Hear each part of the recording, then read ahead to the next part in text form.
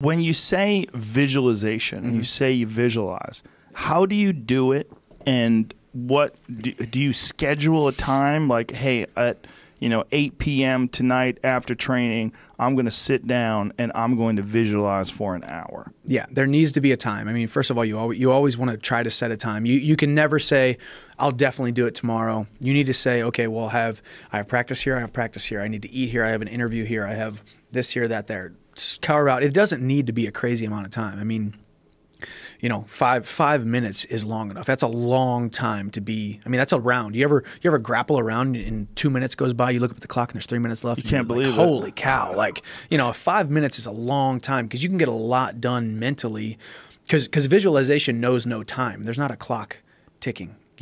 There's things happening. So you close your eyes when you do this? And where are you sitting? Are you sitting in a dark room? How do you do this? Sometimes the hard part with me is I'm a very good sleeper. Like I've tried to be like, I'm going to wake up in the morning and I'm going to keep laying in bed and visualize and I'll fall asleep, so you got to know yourself, That's good though. At least you're getting sleep. Oh, for sure. Yeah. You got to have the self-awareness to know where you're on, where you're off, Right. So for me, a lot of times it's sitting up, sitting on the couch, sitting on a chair. But I think the biggest thing is seeing the lights. The other day, for instance, like we were just talking about Fuji and putting in the mats and stuff. We just installed a bag rack system in my gym, and something there, I don't know if it was the rubber, the cage panels, or what it was, and it smelled exactly like the Bellator cage. And I literally, my heart rate started going up and I got like goosebumps because of a smell. You get triggered. Yes. That's what it is. Yeah, exactly. And I know exactly what that smell is. It's weird how smells do that. Oh, 100%.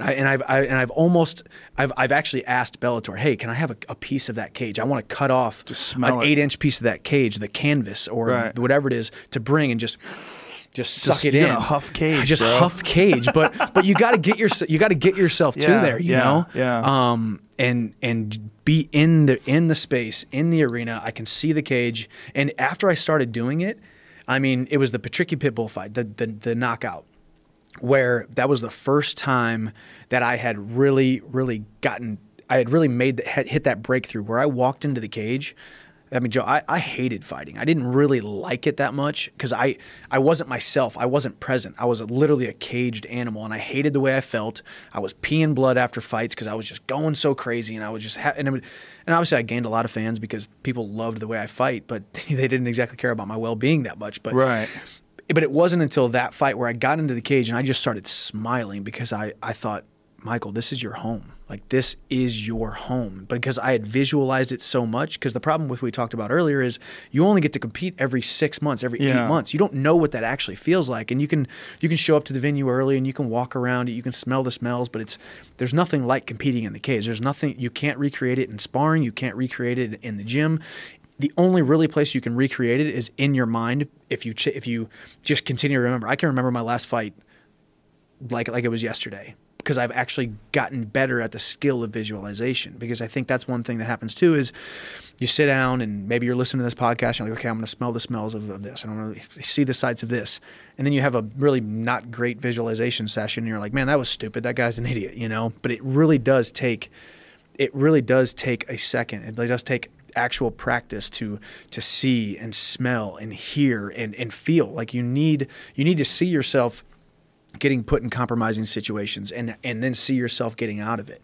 You know, you need to see yourself performing at a ridiculously high level, and how that's going to feel, and how your brain is 100% bulletproof, and how your heart rate is where it needs to be, and how you are somehow confidently composed during those fights, you know, because it used to be the bell would ring and I would go 1,000 miles an hour, and the times that you've seen me exhausted. Do you want to make some money?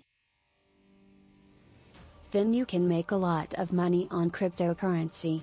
Buy, sell and trade Bitcoins and other cryptos using links in the description. And don't forget to smash a like button for this video. See you, mate.